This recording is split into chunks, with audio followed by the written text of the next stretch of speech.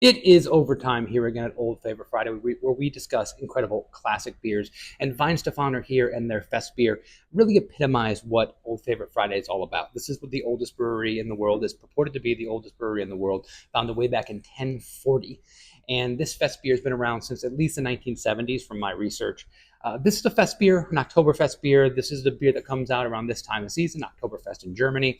And a lot of people are a little confused about the difference between what an October. There's a lot of words that are thrown around: Oktoberfest, fest beer, Marzen, all get used kind of ubiquitously when it's not really true. While Oktoberfest beer might be a fest beer or a Marzen, Marzens and fest beers are different beers. And I love both styles. They're both German style lagers. If you're looking at it, and also just because of the fact that most Americans probably are more used to things like Sam Adams Oktoberfest, which is a Marzen, is probably the most prevalent beer that you find out there with that Oktoberfest label. So that's why I think a lot of people really lean on Marzen as being the Oktoberfest style. But the Marzen is a little bit darker, more of an amber or brownish colored beer, more malt forward, a little less hoppy, sometimes a little bit heavier or higher in alcohol too, depending on the brewery that does it. We've reviewed a lot of those beers on Old Favorite Friday. Every year I get excited to review these beers because I love them so much. And I love a Marzen. But every time I drink a well-made fest beer, I fall in love with the style all over again. It is a little bit lighter than a Marzen. You can see by the color here, we've got golden, yellow kind of color of this beer. Designed to be a little bit lighter than a Marzen, designed to be a little more drinkable, a little more crisp. While there is a malt balance here, there's good malt flavor. I'm getting like a little bit of honeysuckle. I'm getting biscuity, bready malts, a little bit of sweetness. It is balanced by a higher amount of hops. So there's a little more bitterness to this beer. It's not a bitter beer. And I think the classic fest beer is not really going to be a bitter beer per se, even though some American breweries, when they do their fest beer, they might be a little more highly hopped and have higher IBUs. But this beer has the right amount of bitterness to balance out those sweet malts. And you're getting more of those kind of floral or grassy or spicy hops that are traditionally come from Europe, the old world style hops, if you were. So you really have that beautiful marriage of the right amount of malt sweetness with the being rounded out by a little bit of hop bitterness, and the flavor profile is more of those hops that complement those flavors of sweet malt so well.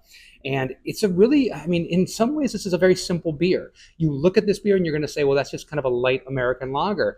And I think that's a great thing because there's a lot of people out there who still think beer is Budweiser. They still think macro lagers are, high quality beers and really complex or really interesting beers when they're really not. And this is a great stepping stone beer. So you can love this beer and really enjoy the complexity that you're bringing out of this, because it is a complex beer, but it's really accessible to people that like beers that look like this and maybe haven't understood what hops actually taste like.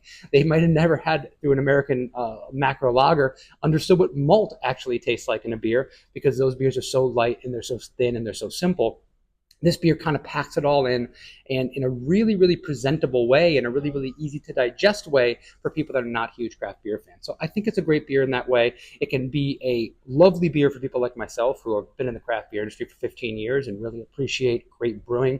And it'll also be a beer that's just really light and simple and drinkable and accessible to people that are on the completely opposite side of the spectrum. I'm so excited because I love picking up these beers and having them in my fridge, making sure that I pick up enough before the end of the season, because these drink so well, especially here in South Florida where it is hot pretty much year round. Having a beer like this at this time of year that's super really refreshing, when it's still really warm and it's 85 to 90 degrees out in the middle of the day, it's a perfect beer for me. Talking about food and beer pairings like we always do.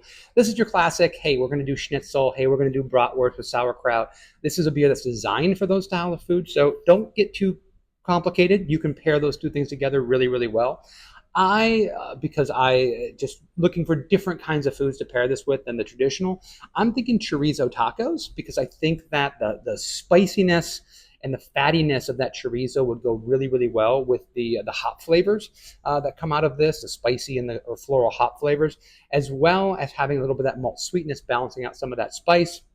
The fact that this is really refreshing can cut through some of the fats of that meat. And you also, I think the interplay of the cilantro with the hop flavor is really, really nice. I like cilantro with those floral and spicy hops because those flavors complement each other so very well. So you can go traditional with it, but hey, listen, if you've got this beer and it's in front of you, or another fest beer, especially a old world fest beer that has that kind of floral spicy flavor, try it out with the chorizo tacos. I think they'll be a really, really good combination, but you can go classic with it as well. I had to go in for one more sip. Enjoy this time of year, guys. There's so many great beers out there. The pumpkin beers are flowing. They're not going to be around for that much longer. We're going to have Christmas beers. They're going to knock them off the store shelves. We have this short window of really, really enjoying and appreciating these beers. There's so many that I can review. There's so many ones that I want to feature on Old Flavor Friday, but I only have a few weeks a year to do that. So if you have a favorite Oktoberfest, a favorite Marzen, a favorite Fest beer, a favorite pumpkin beer, let us know what those are. I've got a couple more coming up here before the end of the month. And if I don't get to them this year, I'll put them on the list for next year. Thank you guys very much. Please poke around the channel. Give us a like and subscribe if you will. Hit the bell for notifications. And we'll see you next week. Cheers.